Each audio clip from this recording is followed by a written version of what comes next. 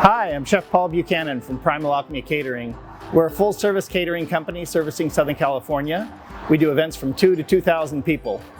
And we've focused on local, seasonal, and sustainable principles our entire 20 years now in the business. We form relationships with ranchers, fishermen, farmers, and go to the farmers market to support local California cuisine. And we love to bring things that are fresh and delicious to our customers. Today we're here at the System Pavers Design Center to grill up a simple and healthy meal that you can enjoy with your families and friends in the summertime. So let's get started. For the basics of grilling, I think we need a thin layer of oil to keep things moisturized. I think when you're grilling things, it's drying them out, and so a little bit of oil goes a long way. If you're trying to take a bottle of oil and pour it on what you're doing, you're being really wasteful, and I think it's easier to get a little spray bottle and spray it, so you can spray it in a thin layer. So you can hold your product against the grill, give a quick little spray like that. That way there's a nice even coat on there. Also seasoned from very high above, so your salt separates evenly across what you're doing. And fresh ground pepper to me is much better than stuff that might have been sitting on the shelf of your grocery store for a while. So it's easy to do. So today we're grilling asparagus, and to keep it together, another little tip is to use bamboo skewers to keep them all together, because you don't want to lose these in between the grates of the grill. So if the grill is nice and fresh, I will wipe it a little bit to make sure it's nice and clean. It's very, very hot. I've already sprayed this with olive oil, and then I can just lay this whole rack of asparagus right on there and then just press it down a little bit. I want to have a good pair of tongs. Sometimes you want to push a little bit on the product that you have on the grill to get a little good grill marks. Now don't walk away, because if you walk away of something that you're going to grill, it's very, very easy to burn. So don't get distracted or try to get somebody a drink or get them a beer out of the cooler. It's just about if you're the grill master, you got to stay right there and watch what you're doing. This top rack is a nice place to let things rest that are a little thicker. Earlier, I was grilling some potatoes and I got some good marks on the bottom, and then I put them on this top rack to finish so they wouldn't burn and they wouldn't dry out too much. So the finished grilled asparagus probably only takes about 5 minutes total. From the time you start on the grill, you want to press it a little bit with your tongs to get good grill marks in an X. Kind of like 10 o'clock, 2 o'clock will give you good grill marks. And then fold it over on the other side, and asparagus don't take long to cook. So these are ready, and this can be served cold. So we're gonna shave a little pecorino cheese on there, take the skewers out of course, and sprinkle it with a little Joel olive oil, and we'll be ready to go. That'll be a great summertime dish, and this is something you can do ahead up to a couple hours and it'd be fine. In our preparations for the grill, we want to have everything in its place ahead of time.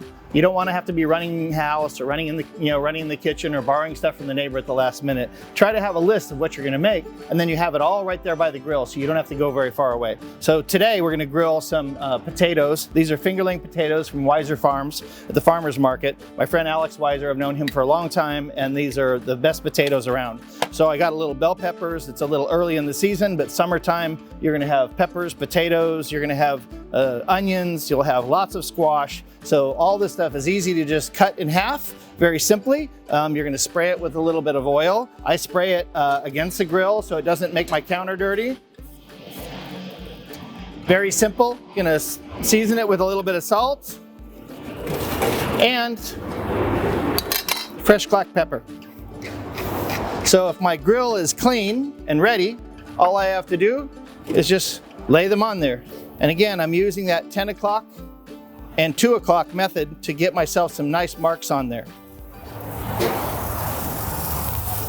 Throw those on the grill, get a little color. This could be squash, could be anything on here. Squash will cook much quicker.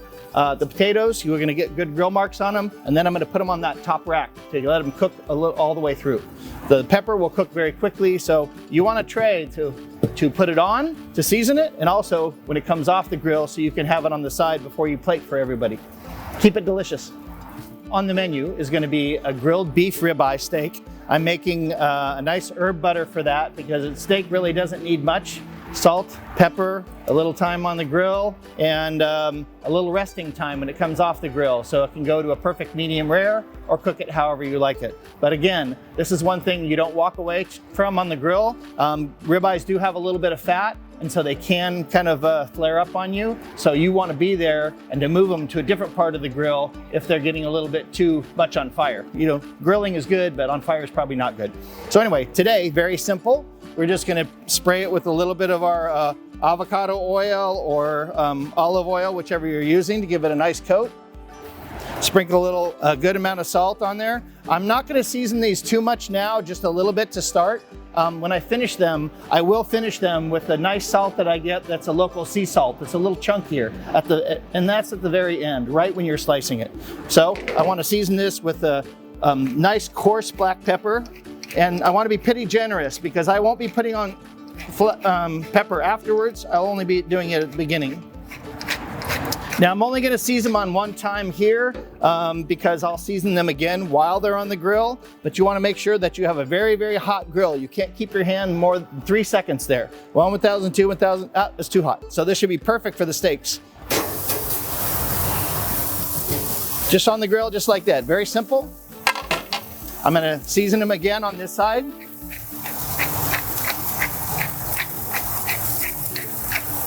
Fresh cracked black pepper, a little bit of kosher salt from up high, and then we just wait with the tongs and get ready to turn them. So that was it. It was only 1 minute and we already had to turn the steak. Maybe not even 1 minute. And the other one is going a little slower. It seems might be a little cooler part of the grill, so we can move it over to the hotter part of the grill when we move the next turn. My squash is done. I'll move it down to the plate.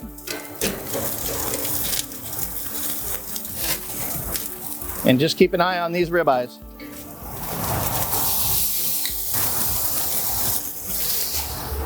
Before I flip them over, I'm going to do a little oiling on the other side. Nice thing with the spray bottle is you can concentrate it on just that very small area, right there in the center. So I won't spray extra oil on my grill. There's a nice grilled steak. Peppers are ready.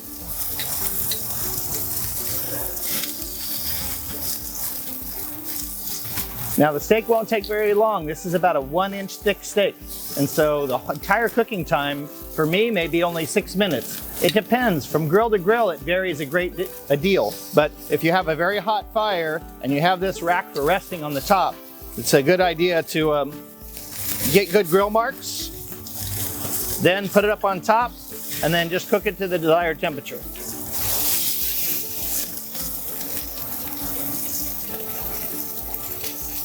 People ask me if the steak is seasoned correctly. What I do, you could do a spoon or something like that, but since this is my steak, I don't mind myself touching it. I'll just touch it and put it in my tongue. And do I taste salt? Do I taste pepper? If I do, then fantastic. Then it's ready for me. Steak's cooking. That's it. I'm gonna move up top now. And maybe over here.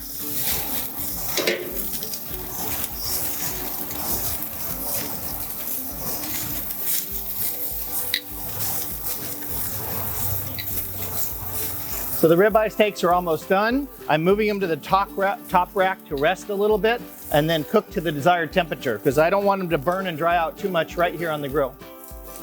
The steaks have rested on the upper shelf, so we're time to take them off. So we'll take them back onto a platter and let them rest a little bit more here before we serve them. They're gonna rest right here, and like I said, I'm gonna slice these and season them with a little more sea salt and then put that great herb butter on top. And that's all they'll need, and they'll be a delicious steak. Now it's time for dessert. So we're gonna grill some peaches. So peaches are in season in the summertime. They probably start around our location about May, end of May, and maybe into June. We'll get some good peaches. So you wanna get a nice big peach. You cut it down the center and just twist it apart, take the seed out. And then we're gonna season that with a little oil so it won't stick on the grill. And we're gonna wipe the grill down to make sure our grill is clean. I just take a rag with a little oil on it, wipe it down the center, Spray a little bit of oil on there. Peaches, you could put a little salt on them. I wouldn't mind doing it. These are pretty wet, so it's possible they'll stick. So I want to get a spatula to try to get underneath of them and not just pick them up with a pair of tongs. We got a little bit of marks on there, but it's not. No, that one's not too bad. So now that our peaches are off the grill, I just put them in a simple little bowl, but I want to get whipped cream on there and that good pumpkin seed streusel on top. I did this ahead of time. You can do it easy at home. It's a little just plastic pastry bag, or you could just have a small little bowl, but you want to pipe a little bit of whipped cream on each one. And then this nice streusel, just sprinkle that on top. And there's a dessert for your guests. Great way to end a summer evening. Our summer grilling is done, and so we're ready to plate our dish. I've already let the meat rest. I've sliced it, put it on the plate with all the grilled vegetables. I was gonna finish the asparagus with a little Joel olive oil, just drizzle a little on there. And then for the steak, I've already seasoned it once, but this is the finishing touch, the herb butter, and I use a little bit of coarse sea salt. Most places that are near the ocean is great to get sea salt locally. We get ours from Palos Verdes, which is only a few miles away from my home in Long Beach. So enjoy your summer.